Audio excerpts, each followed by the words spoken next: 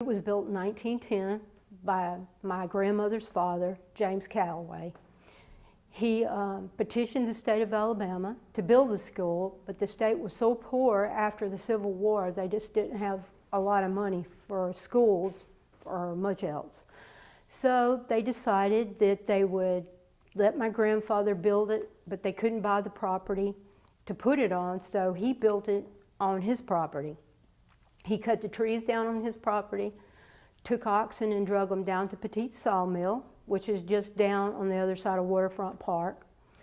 And it's called East Orange Beach now, but that's where he took them to. Got them sawed up, brought them back up here to his house, which is right down where the Baptist church is now. He had to let the wood cure, it had to dry, and then when he wasn't working, he worked on this building. The state did not furnish the lumber, and they did furnish some of the nails for him to use to build it with. They didn't furnish any chairs or tables for the teacher or the children. They had to bring them from home. They had a big, tall slate blackboard in here. They paid for that. They paid for the books. They paid the teacher's wages, but she had to be single and live with a family that one of the children went to school here.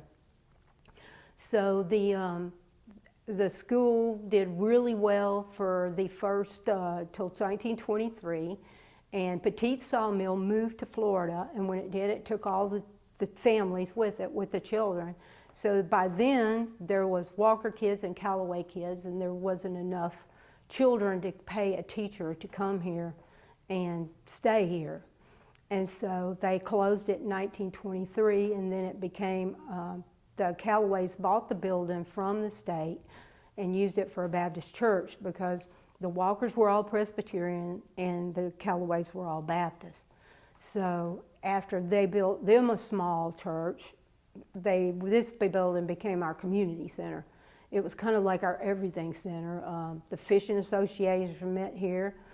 They had weddings here. They had funerals here.